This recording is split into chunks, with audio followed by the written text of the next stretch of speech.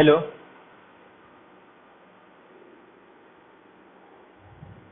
Hello. Hello. हम्म। तो हम लोग क्या देखे थे कि अगर कोई भी डिक्रीजिंग सीक्वेंस है तो वो अपर बाउंड तो रहता है, फिर अपने को क्या चेक करना है, लोअर बाउंड। और ऑलरेडी अगर बाउंडेड है तो अगर मुझे इसका लिमिट निकालना है तो मैं सिर्फ क्या निकालूंगा, इसका लोअर बाउंड, मतलब इसका इन्फिमम। तो इसीलिए हम लोग क्या करते हैं, इस b1 b2 इसका इन्फिमम निकाल लेते हैं और वही होता है मेरा लिमिट सुपेरियर। ये पॉइंट क्लियर है। तो एक्चुअल में ऐसा नहीं कि हम लोग सुप्रीमम का इन्फिमम ले रहे हैं, ये इसके लिए ले रहे हैं क्योंकि जब हम लोग लिमिट सुपेरियर फाइंड आउट करते हैं ना, तो इसके जितने भी सुप्रीमम वैल्यू का मैं सीक्वेंस बना रहा हूँ। लिमिट सुपेरियर का मतलब क्या होता है, इसके पूरे सीक्वेंस का सुप्रीमम वैल्यू, फिर एक पॉइंट को रिमूव, फिर जो बचेगा उसमें सुप्रीमम, फिर एक पॉइंट को रिमूव, जो बचेगा सुप्रीमम, उसका एक सीक्वेंस बना रहा हूँ। और वो जो सीक्वेंस मिल रहा है ना, बाय डिफॉल्ट मुझे एक डिक्रीजिंग सीक्वेंस मिल रहा है। तो अगर वो डिक्रीजिंग सीक्वेंस कन्वर्जेंट कब होगा, जब मेरा ओरिजिनल सीक्वेंस बाउंडेड हो जाए, और उसी सीक्वेंस का मैं सब सीक्वेंस बना रहा हूँ। समझ में आ रहा है, ये एक्चुअल में एक सब सीक्वेंस है जो कि ओरिजिनल सीक्वेंस से उठा रहा हूँ। और अगर ये डिक्रीजिंग आ गया, मेरा सीक्वेंस बाउंडेड है, तो ये कन्वर्जेंट हो जाता है, ये सब सीक्वेंस कन्वर्जेंट हो जाता है। और ये सब सीक्वेंस जिस पॉइंट पे कन्वर्ज कर रहा है वो होता है उसका लिमिट। लिमिट फाइंड आउट कर रहे हैं ना हम लोग, सुप्रीमम के सीक्वेंस का लिमिट कैलकुलेट कर रहे हैं। बट होता ये है कि ये डिक्रीजिंग सीक्वेंस अपने को बाय डिफॉल्ट मिल रहा है। सीक्वेंस अगर बाउंडेड हो तो जस्ट हम लोग क्या फाइंड आउट करते हैं, उसका इन्फिमम कैलकुलेट करते हैं। तो इसी को बोलते हैं लिमिट सुपेरियर। तो यहां से और क्लियर हो रहा है लिमिट सुपेरियर का डेफिनेशन। समझ में आ रहा है लिमिट सुपेरियर हम लोग यूज क्यों करते हैं, इसका बहुत इंपॉर्टेंट रोल है।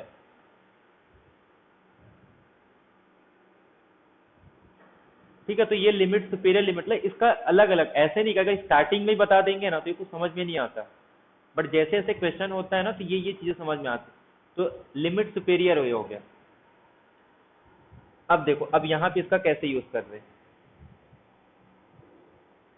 ये अपने पास इसका मतलब क्या हो गया, वहां पे हम लोग पूरे वैल्यू का क्या ले रहे थे, सुप्रीमम ले रहे थे। तो ऐसे यहाँ पे सुप्रीमम मतलब बड़ी वैल्यू नहीं होती, इसका पूरा यूनियन ले लो। अब धीरे धीरे मैं क्या कर रहा हूँ, यूनियन में जितने सेट कम करोगे ना तो ये धीरे धीरे डिक्रीज हो रहा है। ये E1 से लेके पूरा है, ये E2 से लेके ये E3 से, अब क्या होगा, ये E4 यूनियन E5। मुझे इसका क्या लेना है, लिमिट निकालना है। तो लिमिट निकालने से अच्छा मैं क्या करूंगा, इसका जब भी मुझे डिक्रीजिंग सीक्वेंस मिल जाएगा, अब भी हम लोग पढ़ के आए हैं कि जब भी डिक्रीजिंग सीक्वेंस ऑफ सेट मिलता है, उसका लिमिट निकालने से अच्छा उसका क्या निकाल लो, इंटरसेक्शन निकाल लो। तो सुप्रीमम के मतलब सेट ऑफ सीक्वेंस का, अरे सीक्वेंस ऑफ सेट के जो सुप्रीमम का मैं सीक्वेंस बना रहा हूँ, ईएन मेरे पास एक सीक्वेंस था, मैंने उसके एक सुप्रीमम का सीक्वेंस बनाया और मुझे उसका लिमिट निकालना है। अब इसका मीनिंग समझ में आ रहा है, ईएन के सीक्वेंस का एक सब सीक्वेंस ले रहा हूं, बट वो सब सीक्वेंस है क्या, उसके सुप्रीमम का सब सीक्वेंस है। पूरे में का सुप्रीमम, फिर एक पॉइंट को रिमूव करो, जो बचेगा उसका सुप्रीमम, और उसका लिमिट निकालना है। बट ये बाय डिफॉल्ट एक डिक्रीजिंग सीक्वेंस मिल गया, और अगर ये डिक्रीजिंग सीक्वेंस मिल रहा है तो मुझे क्या लेना है, यहाँ पे इसका इंटरसेक्शन लेना है। ये क्लियर हुआ ये, इसलिए ये ऐसे डिफाइन करते हैं। तो ये set of sequence of set का लिमिट सुपेरियर है। बस ये समझ में आ गया, ऐसे लिमिट इंफेरियर कैसे होगा।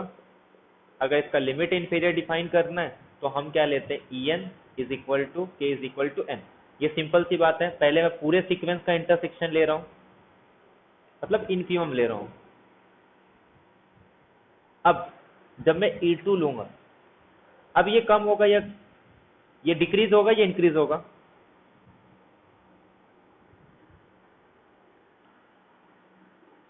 पहले E1 से लेके पूरे, फिर उसके बाद एक को रिमूव कर रहा हूँ, फिर इंटरसेक्शन, फिर रिमूव कर रहा हूँ, फिर इंटरसेक्शन।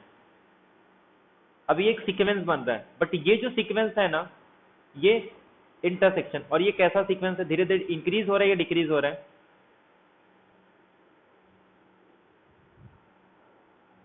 इंक्रीज हो रहा है। क्योंकि इंटरसेक्शन में जितने कम सेट होंगे ना उतना इंटरसेक्शन बढ़ता है। जैसे ये मान लो ये इतना है, मैं और एक सेट ले लूं, ये और हो गया, मैं और एक सेट ले लूं, ये इतना आ गया। तो जितने सेट बढ़ाओगे ना इंटरसेक्शन उतना कम होता है, और जितने कम करोगे उतना वो ग्रेटर होता है। तो ये इंक्रीजिंग सीक्वेंस है। अब मुझे इसका लिमिट निकालना है, और इंक्रीजिंग सीक्वेंस का लिमिट क्या होता है। तो ये इस तरीके से एक क्वेश्चन पूछा गया था 2020 में। एक क्वेश्चन था, मेरे पास है नहीं वो क्वेश्चन, बट इसमें ये क्वेश्चन था। अब ये पूछा गया था, जस्ट इसी का डेफिनेशन पूछा है। तो वो जो हम लोग लिमिट सुपेरियर लिमिट इनफीरियर में पढ़ रहे थे ना, कि उसके राइट साइड में देखो तो ऑल बट फाइनेटली में नहीं, लेफ्ट साइड में करेंगे तो मतलब इनफाइनेटली, मतलब लेफ्ट साइड के लिए कोई केस नहीं था, लेकिन नेबरहुड के राइट साइड के लिए कितने थे, फाइनेटली में नहीं। वैसे ही इन्फीमम के केस में नेबरहुड के लेफ्ट साइड में फाइनेटली में नहीं है, राइट साइड में कितने भी हो सकते हैं। बट यहाँ पे थोड़ा अलग होता है, वो यहीं से प्रूव हो जाता है इसी डेफिनेशन से। तो एग्जाम में लिमिट सुपेरियर का डेफिनेशन भी गिवन था, और अपने को क्वेश्चन में मेरे ख्याल से एक में पूछा था कि लिमिट जो सुप्रीमम है वो लिमिट इंफीरियर के इक्वल होगा, और एक क्वेश्चन में आई थिंक था कि जो लिमिट सुपेरियर है, ये दोनों में से एक बार चेक कर लेना, सुपेरियर या इंफीरियर में से, कि ये x आएगी सच दैट x नहीं, हाँ x belongs to en for some n। एक तो ये था। थर्ड में था, ये क्लियर हुआ क्या, एक में इक्वल बोल रहा था, एक में इक्वल बोल रहा था, और एक में कह रहा था कि जो सुप्रीमम en आता है उसमें वो x आएंगे जो x en को बिलोंग करेंगे कुछ n के लिए। और थर्ड फोर्थ डेफिनेशन है, ठीक है। थर्ड फोर्थ में क्या बोल रहा था वो देखो। थर्ड में ये कह रहा था कि जो लिमिट इन्फीमम है en का, उसके अंदर वो सारे x आएंगे जो en को बिलोंग करेंगे ऑल बट फाइनाइटली मेनी। अब तो इसका मतलब समझ में आ गया होगा कि सारे के सारे कुछ को छोड़ के, और लास्ट में था ये सेम था इनफाइनेटली मेनी, मतलब ऑल नहीं, कि x बिलोंग करेगा en को इनफाइनेटली मेनी।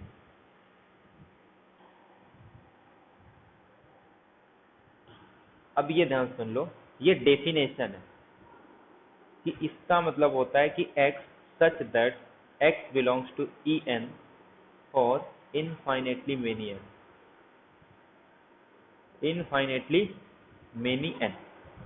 और इसका मतलब होता है x belongs to en all but finitely. Simple इसको प्रूव भी कर सकते हो, बट इसको याद कर लो, कुछ है नहीं, एक x बिलोंग करके डायरेक्ट आ जाता है। ये पॉइंट क्लियर है कि लिमिट सुपेरियर en का मतलब सारे x बिलोंग करेंगे en को, कुछ को छोड़ के, और इसमें अरे मतलब इनफाइनेटली मेनी टाइम्स, इसमें उल्टा होता है कि सारे कुछ को छोड़ के फाइनेटली मेनी।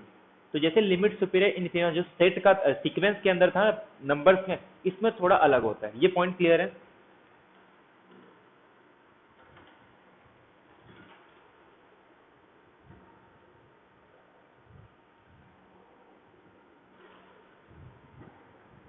ये क्लियर है, एक बार यस कर दो। वैसे तो ये क्वेश्चन कभी पूछते नहीं है, बट लास्ट टाइम पूछा गया था 2020 में। तो उसमें जो लास्ट में था ना, इन्फीमम में दोनों ऑप्शन था, तो ये करेक्ट कब होता, ये जो इनफाइनेटली मेनी वाला है, अगर ये सुप्रीमम के लिए देता ना तो ये करेक्ट होता। बट मेरे ख्याल से थर्ड और फोर्थ में दोनों में ही वो इन्फीमम के लिए दिया था, एक बार ऑल बट फाइनेटली मेनी और एक में इनफाइनेटली मेनी, तो वो इन्फीमम के लिए नहीं होता। और ये प्रूव भी कर सकते हैं, ऐसा कुछ है नहीं इसमें ज्यादा। जैसे अगर ये इसको बिलोंग कर रहा है, जैसे मान लो अगर एक पॉइंट इसको बिलोंग कर रहा है, इसको बिलोंग कर रहा है मतलब इसको बिलोंग कर रहा है, अगर इसको बिलोंग कर रहा है तो n is equal to 1 to infinitive union k is equal to n to infinitive en। अच्छा, इसका मतलब क्या होगा, x अगर इसको बिलोंग कर रहा है, इसका मतलब क्या होगा कि जो x है, इंटरसेक्शन का मतलब क्या होता है कि जितने भी पॉइंट है हर एक के लिए बिलोंग करेगा, मतलब 1 से लेके इन्फिनिटिव जितने भी नेचुरल नंबर होंगे वो हर एक के लिए बिलोंग करेगा। For every n belongs to natural number, x किसको बिलोंग करेगा, इसको। क्लियर है सबको ये। इंटरसेक्शन का मतलब क्या होता है कि यहाँ पे जितने भी सेट होंगे वो सबको कितने बार, जैसे अगर मैं फॉर एग्जांपल यहाँ पे ei लिख दूं, तो इसका मतलब क्या होता है कि ei for every i is equal to 1 to infinity, but यहाँ पे ei नहीं, ये पूरा यूनियन के साथ है, तो इसको बिलोंग करेगा for every n belongs to natural number. ये पॉइंट क्लियर है। अरे ये क्या मतलब, यूनियन, ये समझ में आ रहा है सबको? अगर इसको बिलोंग कर रहा है, इंटरसेक्शन को कब बिलोंग करता है, जब ये यूनियन को ये हर एक एन के लिए बिलोंग करेगा। समझ में आ रहा है ये क्या लिखा हूं मैं? इस यूनियन को हर एक एन के लिए बिलोंग करेगा। मतलब यहां पे मैं 1 पुट कर दूं तब भी बिलोंग करेगा, यहां पे 2 पुट कर दूं, मतलब ये ऐसा है, इसको भी बिलोंग करेगा, इसको भी बिलोंग करेगा, A4। वो बाद में जाके पता चलेगा कि इसमें से किसी एक को बिलोंग करेगा एटलीस्ट, बट फिलहाल के लिए हर एक एन को बिलोंग कर रहा है। ये पॉइंट क्लियर है? देखो जितना आगे आगे जाते हैं मेजर थ्योरी में तो ये बहुत डिटेल में हो जाता है। ये रुको एक काम करता हूँ रब करके, अच्छा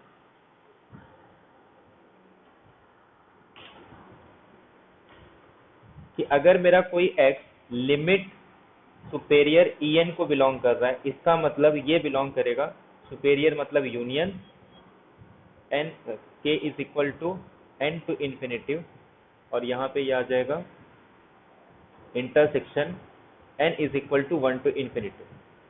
इसको भूल जाओ थोड़े देर के लिए। इंटरसेक्शन को बिलोंग कर रहा है इसका मतलब क्या है, ये पूरे यूनियन को हर एक n के लिए बिलोंग करेगा। तो x belongs to union k is equal to n to infinitive en for every n, 1 से लेके इन्फिनिटी, मतलब for every n belongs to natural. इसका मतलब क्या है कि x जो है ये इसको भी बिलोंग, E1 यूनियन E2 इसको भी बिलोंग कर रहा है, x E2 यूनियन E3 इसको भी बिलोंग कर रहा है, x E3 यूनियन E4 इसको भी बिलोंग कर रहा है। ये पॉइंट क्लियर है? इसका मतलब ये है,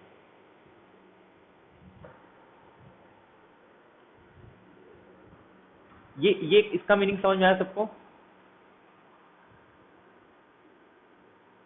ये क्यों लिखा है ऐसा, ये मीनिंग समझ में आ गया ना सबको?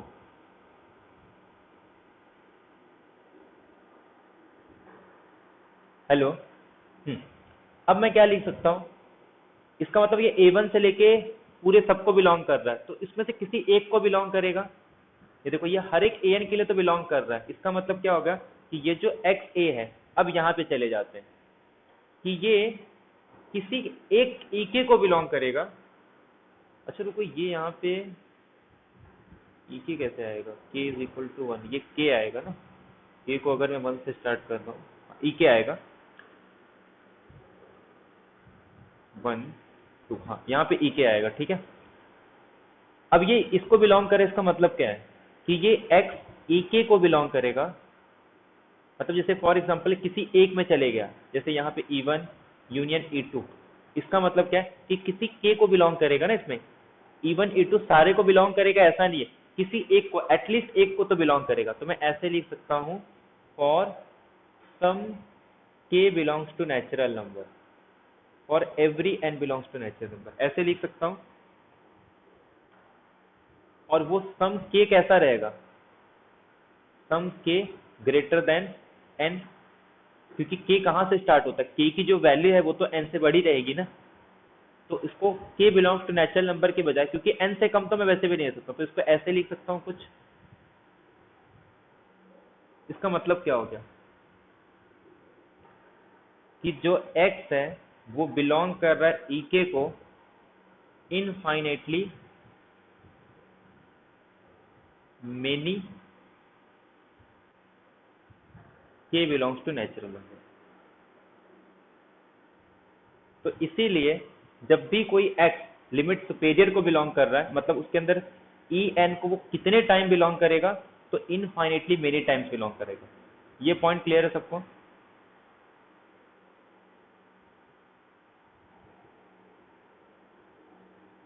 हेलो। मतलब जो पहला E1 से लेके En तक रहेगा उसमें से किसी एक को बिलोंग कर सकता है, वो एक बार हो गया। सेकेंड वाले में से किसी एक को बिलोंग कर सकता है, ऐसे थर्ड वाले में से बिलोंग कर सकता है, और ऐसे कितने होंगे, k belongs greater than natural number.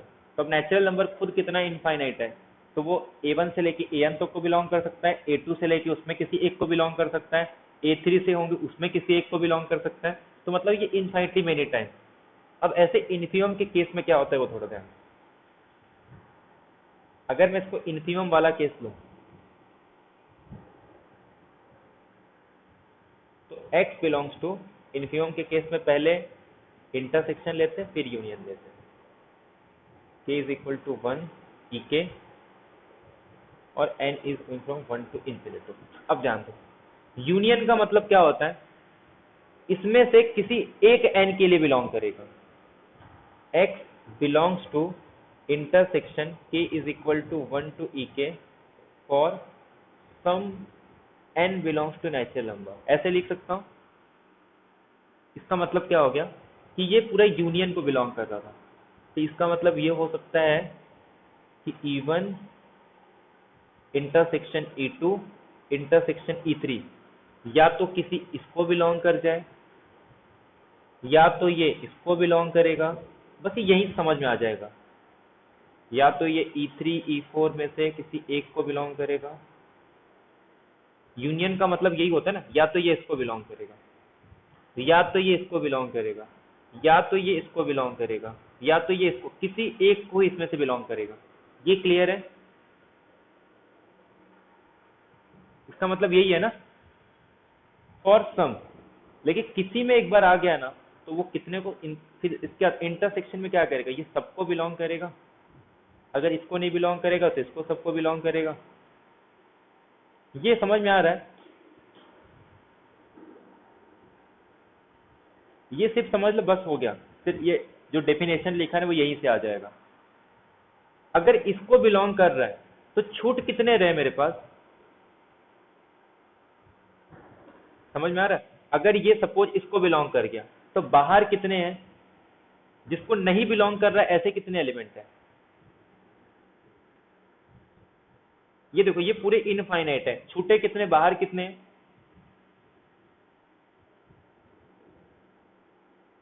जिसको नहीं बिलोंग करेगा तो इसके पहले में ना जिसको नहीं बिलोंग करेगा उसके लिए कोई कंडीशन नहीं था, बट यहाँ पे ये तो इनफाइनाइट है क्योंकि इंटरसेक्शन मतलब देखो या तो इसको बिलोंग करेगा तो इसको बिलोंग करेगा, और इंटरसेक्शन मतलब ये इसको ही बिलोंग करेगा, इसको ही बिलोंग करेगा, इसको ही बिलोंग करेगा। तो कितने को बिलोंग कर रहा है, सबको। वो सबको बिलोंग कर रहा है मतलब इनफाइनाइट बिलोंग कर रहा है, वो बात ठीक है, बट इसमें से कितने en छूट रहे वो इंपॉर्टेंट है। जिसको नहीं बिलोंग कर रहा है ऐसे कितने हैं।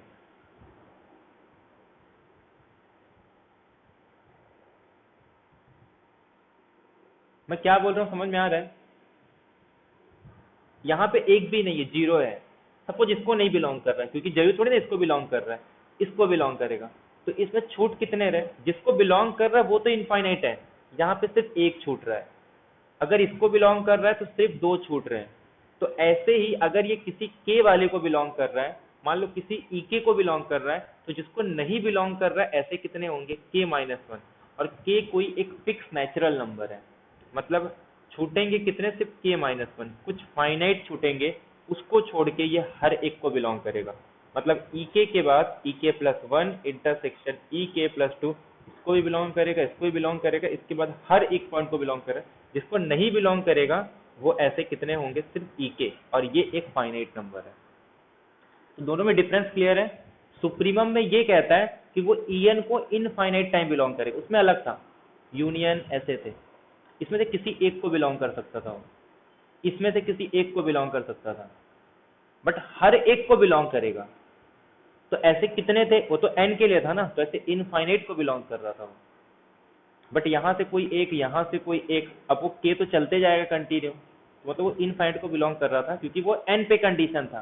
क्योंकि ऐसे जितने भी नेचुरल नंबर रहेंगे ना वो हर केस में बिलोंग करेगा, इसको भी, इसको भी, इसको भी, इसको भी, और वो n कंटिन्यू चलते जाएगा।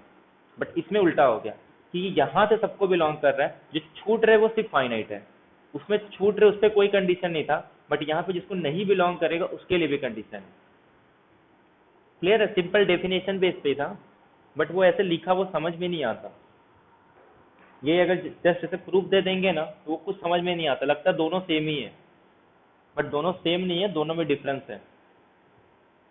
तो इन्फिमम में तो अब ये डेफिनेशन में लिख सकता हूं कि जब मैं ये कहता हूं कि लिमिट सुपेरियर en, इसका मतलब होता है कि जो x है वो x en को बिलोंग करता है फॉर इनफाइनाइटली मेनी n। ठीक है। और जब मैं ये बोल रहा हूँ कि limit inferior of E N, तो इसका मतलब है कि वो x बिलोंग करेगा ई एन को ऑल बट, ऐसे all n belongs to natural number but finitely many. तो ये डेफिनेशन हो गया, और यही एज इट इज एग्जाम में क्वेश्चन पूछा गया था। बस वहां पे ये सुप्रीमम के प्लेस पे इंफीमम फोर्थ ऑप्शन में भी था, थर्ड ऑप्शन में भी था, और फर्स्ट ऑप्शन था limit superior A N, limit inferior A N. और ये डेफिनेशन है कि अगर कोई सीक्वेंस ऑफ सेट अगर कन्वर्जेंट है तो उसका लिमिट सुपेरियर और लिमिट इनफेरियर इक्वल आएगा। अब ये तो जरूरी नहीं है ना, क्या सारे सीक्वेंस कन्वर्जेंट होते हैं? ये तो भाई कॉमन सेंस है, क्योंकि इक्वल तो तभी पॉसिबल है जब वो सीक्वेंस कन्वर्जेंट होगा। दुनिया का हर सीक्वेंस कन्वर्जेंट नहीं होता। तो इक्वालिटी वाला तो वैसे ही, अगर नहीं भी पता है ना, तो इक्वालिटी वाला तो वैसे ही उसको डिस्कार्ड कर सकते। सिर्फ कंफ्यूजन था थर्ड और फोर्थ ऑप्शन में। सेकेंड में था कि सुप्रीमम में बोल रहा था कि फॉर सम फाइनाइटली मेनी, मतलब for some N, but some N नहीं होता, वो इनफाइनाइट को बिलोंग करता है। तो ये क्वेश्चन था 2020 का। ये क्लियर है सबको? हेलो, लास्ट ईयर के जितने क्वेश्चन आए थे सब अच्छे अच्छे थे। तो सीक्वेंस का यही एक क्वेश्चन आया था, एक क्वेश्चन और आया था सीक्वेंस का, बट वो सीक्वेंस ऑफ रियल नंबर नहीं था, मतलब ऐसे डायरेक्ट दिया भी नहीं था सीक्वेंस है। वो आई थिंक कुछ इस टाइप से दिया था कि एक फंक्शन डिफाइन कर रहे हैं एन से लेके एन तक, बट याद रखना है जब भी डोमेन नेचुरल नंबर आ जाए ना, उसको हमेशा सीक्वेंस के टर्म्स में ले लें, ठीक है। और एन से लेके एन, और ये कह रहा था सीक्वेंस बाउंडेड फंक्शन है, और उसमें कुछ ऑप्शन थे। एक में था लिमिट सुपेरियर, लिमिट इंफेरियर, एक शायद लिमिट सुपेरियर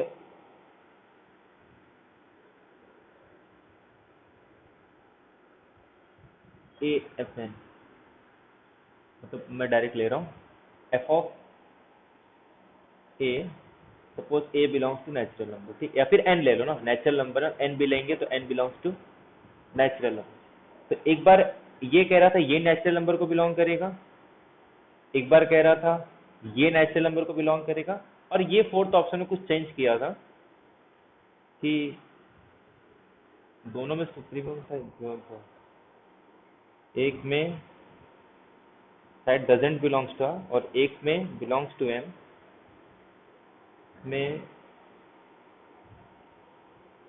इंफीमम, और ये बिलोंग नहीं कर रहा था। तो एफ ऑफ एन अगर प्लस लेंगे तो बिलोंग करेगा, तो माइनस, और इसमें सुप्रीमम था और एन प्लस एन, ये नहीं बिलोंग करेगा, मतलब F of N plus N हो जाएगा, ठीक है। हाँ, ये टाइप का क्वेश्चन था। अब ध्यान दो, अब इसको देखो, जो हम लोग डिस्कस किए ना उससे इसको कैसे कर सकते हैं। काउंटर एग्जांपल अगर नहीं भी लेना है ना तो देखो। अच्छा एक बात बताओ, इससे एक पॉइंट तो क्लियर हो गया, ये सीक्वेंस की बात कर रहा है। कैसे क्लियर हुआ? कि डोमेन मेरा नेचुरल नंबर है। सीक्वेंस का डेफिनेशन ही यही है कि डोमेन नेचुरल नंबर हो जाए, यहाँ पे जो भी आ जाएगा मतलब सीक्वेंस ऑफ दिस सेट, ये इसका मतलब होता है। तो सीक्वेंस ऑफ नेचुरल नंबर है।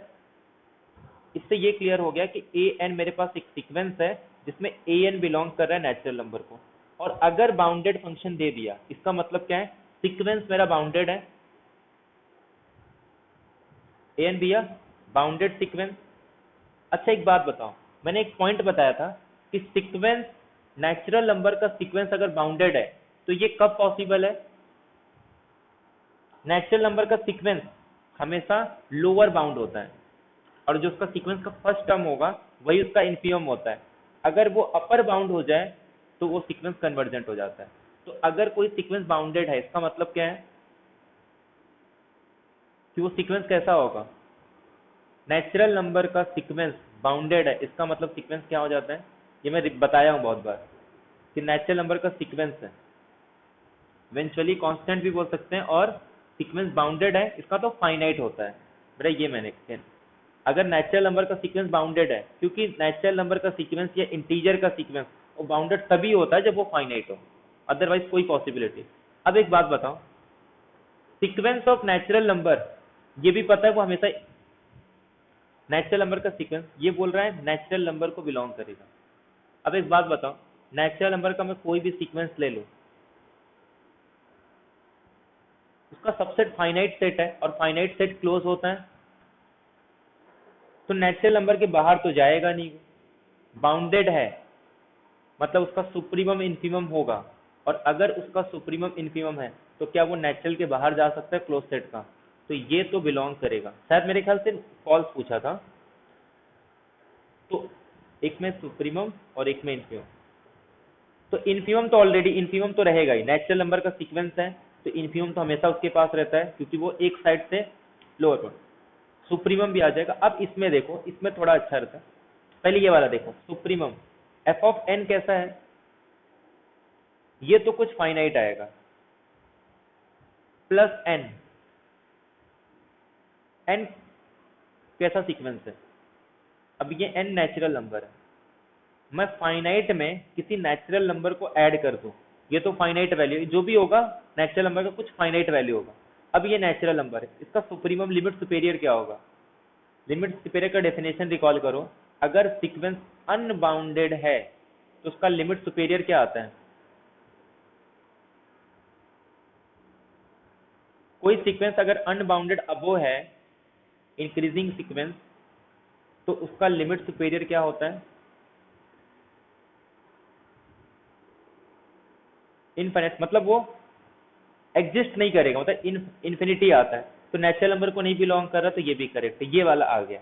और ये तो सीधे सीधे दिख रहा है यहाँ पे n, ये तो कुछ फाइनाइट वैल्यू होगा, और फाइनाइट वैल्यू में -1, तो एक बार ये n एक बार इससे ग्रेटर देन हो गया, ये तो कुछ फाइनाइट वैल्यू है ना, तो n की वैल्यू एक स्टेज के बाद तो इससे ग्रेटर हो ही जाएगी ना, ये कुछ तो फाइनाइट वैल्यू है, ये 10 हो सकता है, 50 हो सकता है, 30 हो सकता है, 40 हो सकता है, 100 हो सकता है, अरे कहीं तो रुकेगा ना, जहां रुकेगा वहीं से ये सपोज एक m वेयर एक मतलब कोई एक ऐसा स्टेज मिलेगा जिसके बाद ये वैल्यू इसको क्रॉस कर जाएगी ना, एक तो वैल्यू मिलेगी ना, मान लो अगर ये 100 है तो 101 से, तो उसके बाद तो ये धीरे धीरे कम होते जाएगा ना, तो धीरे धीरे कम होके कहाँ चले जाएगा, माइनस इन्फिनिटी पे, और ये कह रहा है वो नेचुरल को बिलोंग करेगा, तो ये वाला इनकरेक्ट है। क्लियर ये पॉइंट, ये क्लियर है सबको, हेलो।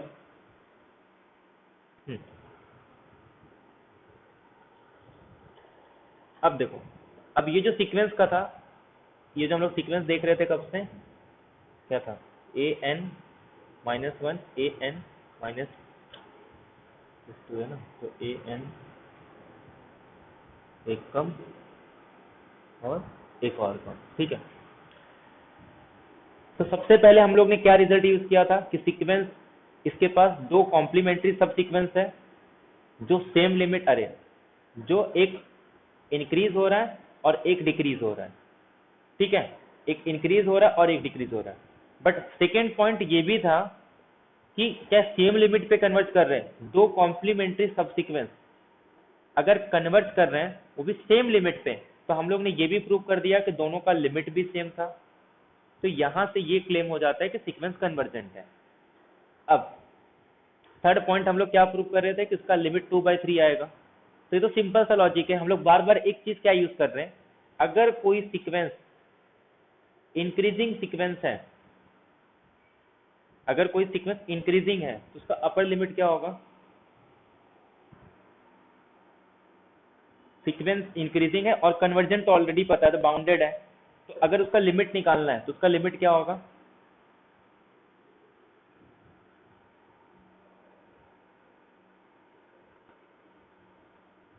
सुप्रीमम। और एक सीक्वेंस अगर डिक्रीज हो रहा है, मान लो एक सीक्वेंस इंक्रीज हो रहा था और एक सीक्वेंस डिक्रीज हो रहा है, तो जो सीक्वेंस इंक्रीज होगा उसकी सुप्रीमम वैल्यू और जो सीक्वेंस डिक्रीज होगा उसकी इन्फीमम वैल्यू। अब अगर मैं इसके लिमिट की बात करूं, तो ये मेरे पास ये एक सीक्वेंस है, एक ऑड सीक्वेंस है, और मतलब एक सीक्वेंस ये बन रहा है, एक सीक्वेंस ये बन रहा है। तो ये L यहाँ पे 2,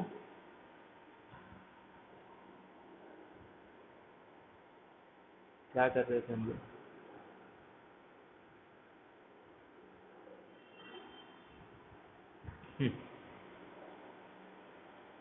तो A1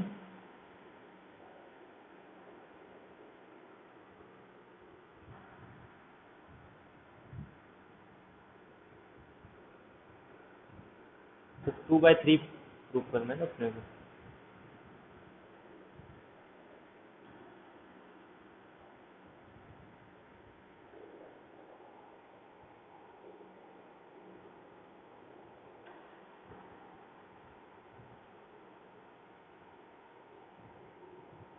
चलो इसमें को उसका लिमिट प्रूव करना है।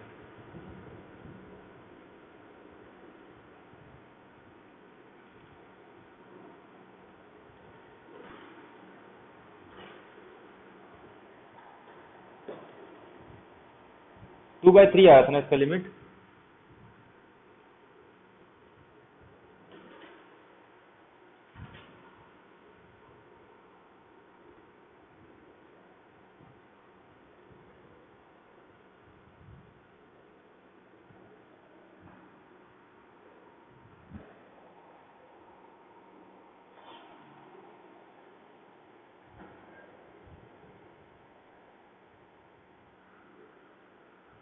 इंक्रीज लेना,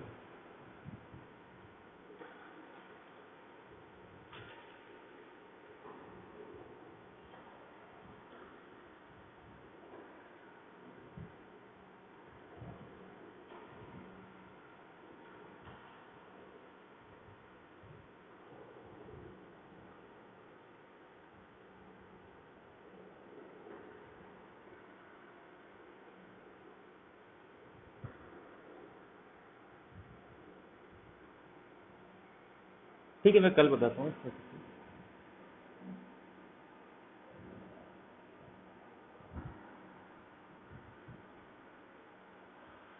ठीक है चलेगा।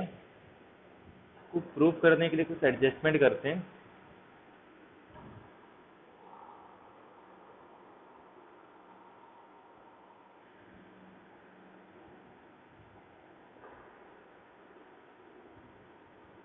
वो एक्चुअल में यहाँ पे जो आता है ना A1 + 2 A2 3, तो एक सीक्वेंस हम लोग डिक्रीजिंग वाले लेते हैं। तो ये एक्चुअल में क्या रहता है, ये इसका लिमिट, अरे तो प्रीमियम वैल्यू एक रहता है और एक इन्फीमम होता है।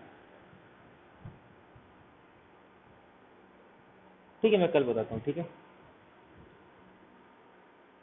2/, ठीक है चलो बाकी नेक्स्ट लेक्चर में डिस्कस करते हैं। कल हम लोग सीरीज, कल नहीं, कल तो ग्रुप थ्योरी का है ना, कल और परसों ग्रुप थ्योरी रहेगा।